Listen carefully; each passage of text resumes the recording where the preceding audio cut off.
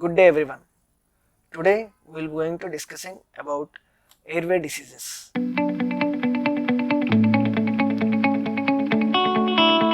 The airway diseases shortly comprise of two important diseases, namely bronchial asthma and COPD, that is chronic obstructive pulmonary disease.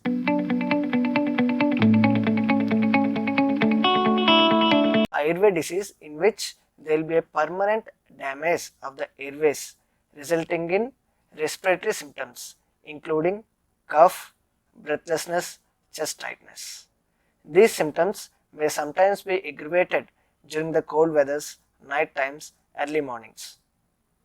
So usually in COPD patients, the cough is usually it will be dry, but when it is secondary to some viral or bacterial infection, it may produce sputum that is maybe yellow or green or white in color. So in COPD patients, we usually tell that because the patient is coughing out violently, he will become what a term called pink puffer. That means whole of his face will be reddish and pink, resulting as a result of vigorous and continuous coughing of the patient.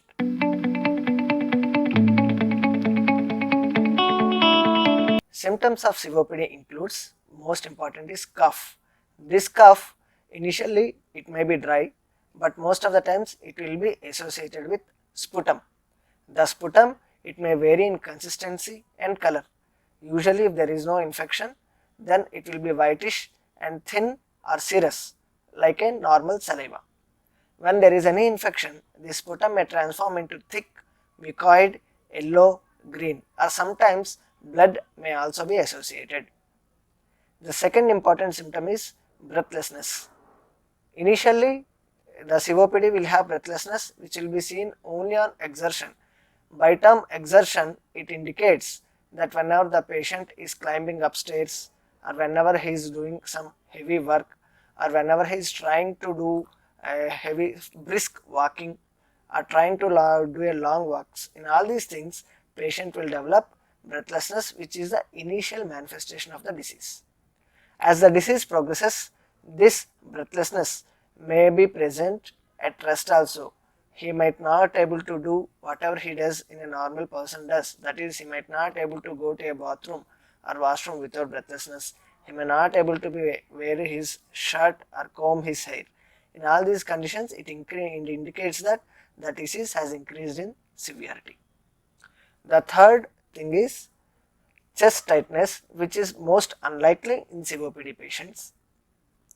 It may also be whenever there is a secondary infection related to cough, patient may also present with fever, body pains, any rashes. If any heart is involved, it may also be associated with swelling of legs and face.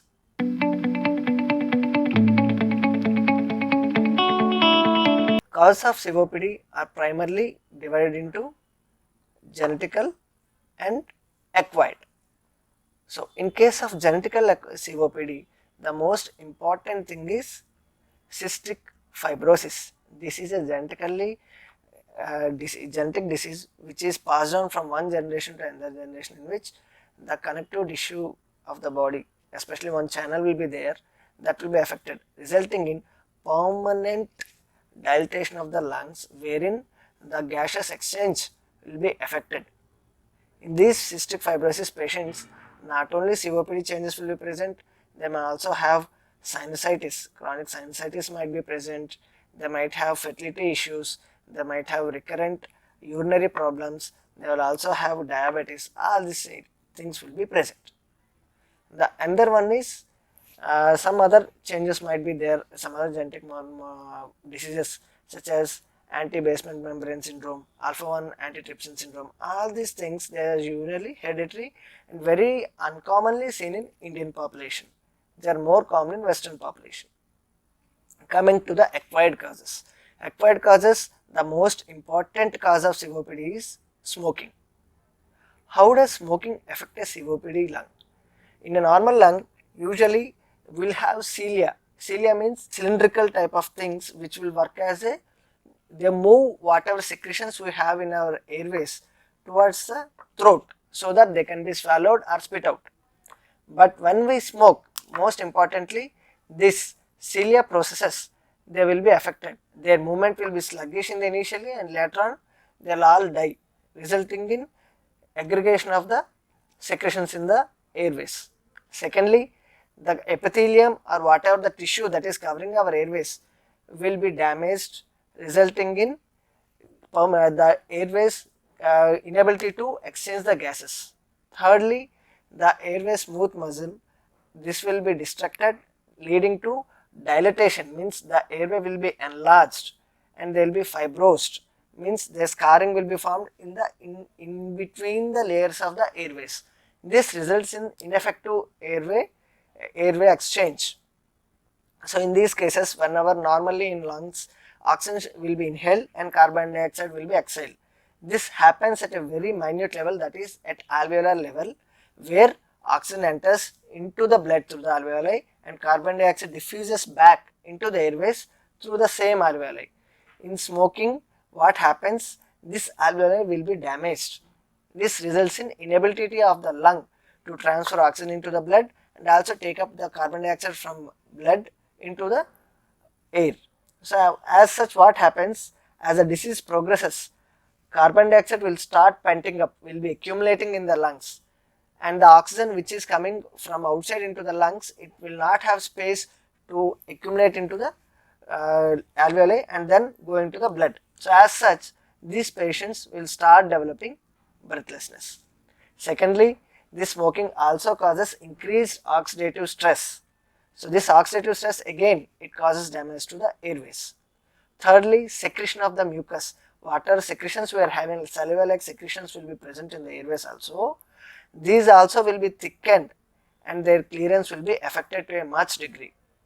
Fourthly, smoking will ultimately lead to development of lung cancer. The second acquired cause of COPD is pollution. Nowadays, we are all dependent on bikes, cars, whatever it is, petroleum products. So these fossil fuels, they will eliminate a lot of gases which are poisonous not only to the atmosphere, to us also. So this, usually the most important again is carbon dioxide, carbon monoxide. Carbon dioxide as such will cause accumulation inside the lungs, preventing the oxygen from entering into the blood, and also it crosses the blood-brain barrier and causes increased sleepiness in the patient.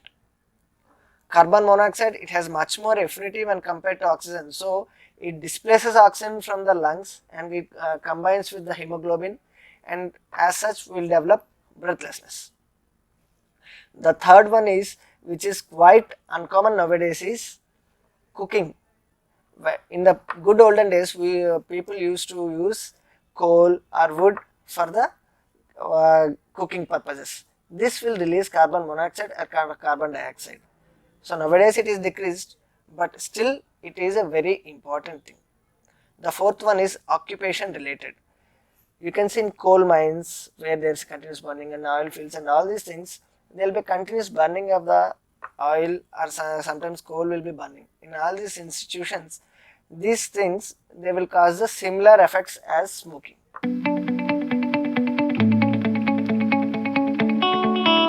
Usually COPD is staged based on a test called pulmonary function testing or spirometry, that's called PFT. In this, it has been staged into 4 stages: stage 1, stage 2, stage 3, stage 4.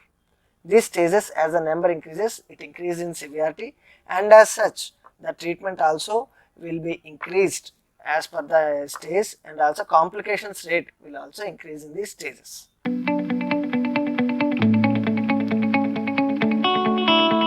As I told, always any diagnosis of a pulmonary complaint, it should always start with clinical history followed by laboratory investigations.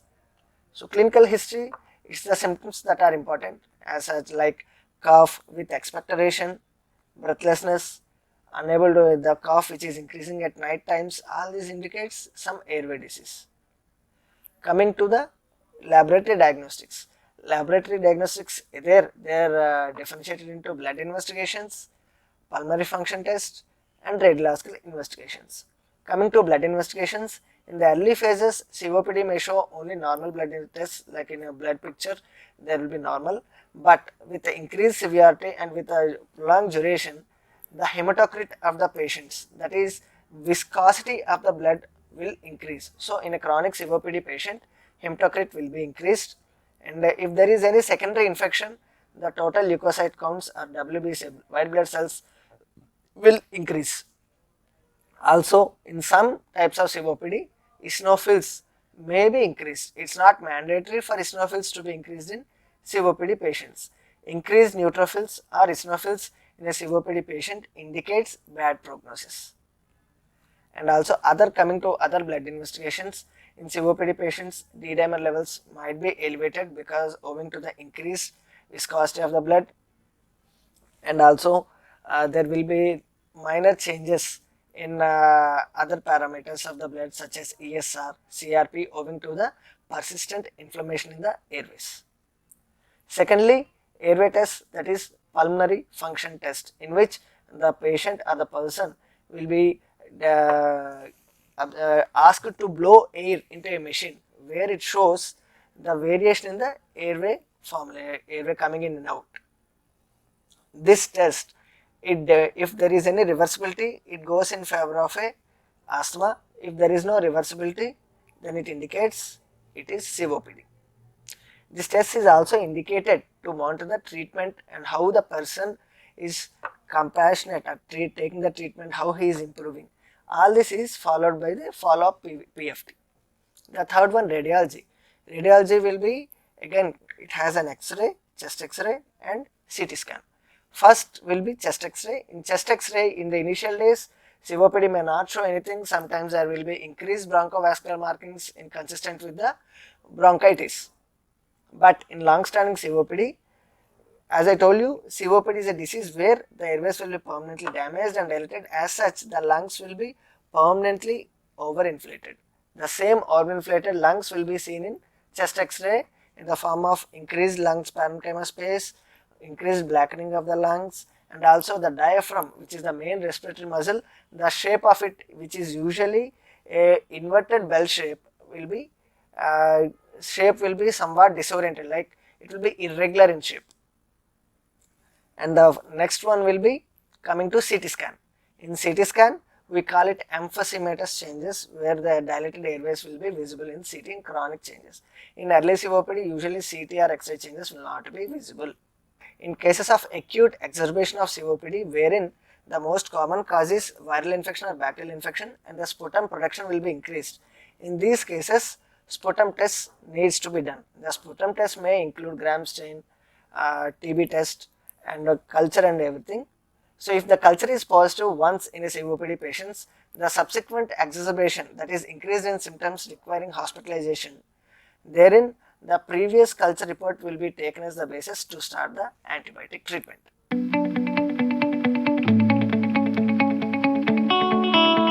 COPD and asthma both will be seen as a spectrum of the same disease. Means, if a patient is asthmatic, if he is not taking a proper treatment, he may convert into COPD. The COPD changes can be seen in long term. So, earlier it was thought that COPD and asthma are different, but at present it is seen as the same disease with the two ends. Asthma will be the initial end, COPD is the final outcome. So, in this disease, but usually in early day changes, what we can see is primarily in PFT, pulmonary function test. In pulmonary function test, in asthma, the changes are reversible, say bronchodilator changes will be seen. In COPD, the changes will be partially reversible or irreversible. Coming to chest X-ray, in asthma, usually the chest X-ray will be normal, whereas in COPD, hyperinflated lungs will be seen. Similarly, in CT also, especially in HRCT, in asthma, there will be early small vessel disease changes, small airway changes will be seen, that is, air trapping will be minimal. But in COPD, the changes will be very broad and will be easily visible. Coming to treatment, how do you treat a case of COPD? Any airway disease, the major cornerstone of treatment is inhaler therapy. The inhalers, there will be different types of inhalers are available in the market. Usually, we start with a combination of inhaled corticosteroid and long-acting beta agonist. Depending on the severity of disease, it might have to be taken daily. If the severity of disease is progressing, then the dose of the inhalers will also be increased, along with additional medication may also be started.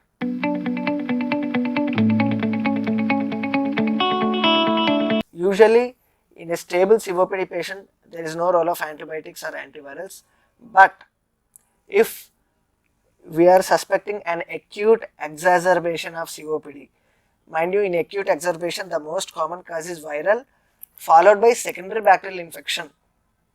So if such a patient, if he requires hospitalization, that is, indications for hospitalization are again decreased oxygen saturation, purulent secretions, high grade fevers, increased breathlessness in spite of good inhaler therapy. In all these conditions, patient may need antibiotic therapy. Antivirals usually will not be using, but if it is indicative, if there is extensive CT shadowing indicating of viral infection, then only we will be using antiviral therapy. Also, if the sputum culture shows any fungal development, then antifungals may be initiated, maybe, it is not mandatory.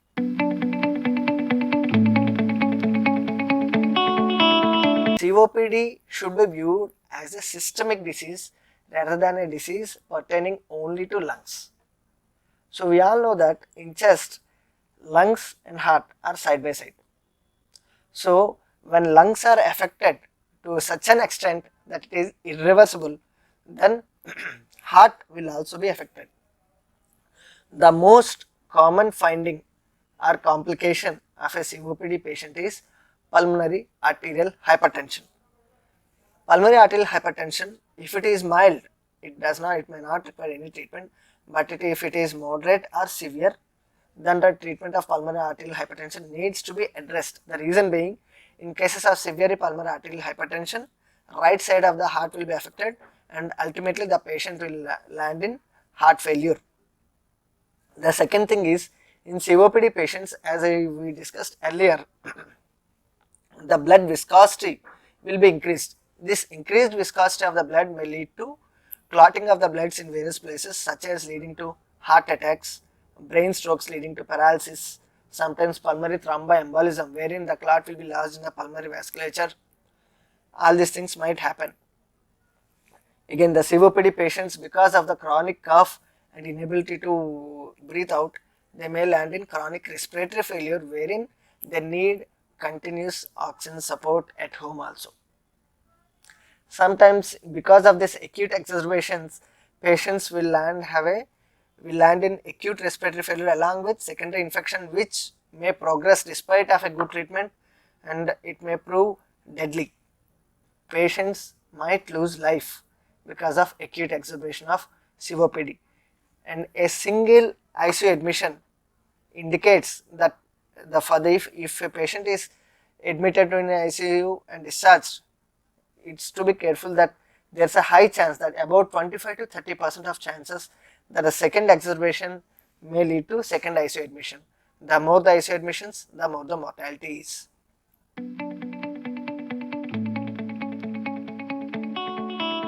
Any disease, if it is taken diagnosed correctly and a good medication is given and good compliance of the patient, that means time and proper technique of taking inhaler therapy of a COPD patient, they can maintain very good, nice life.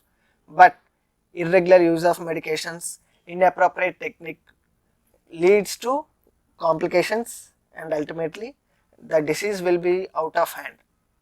So my advice to everyone watching this video is, if you are a COPD patient or an asthma patient, always follow your medication properly. If you are having an inhaler, don't get festered or don't feel shy to asking your physician or pulmonologist to show the correct and proper technique of inhaler use. If you are finding difficulty in taking your inhaler, you can use spacer device also. But mind you, a proper technique, a proper therapy, a proper medication, timely medication will help you go a long way. Thank you.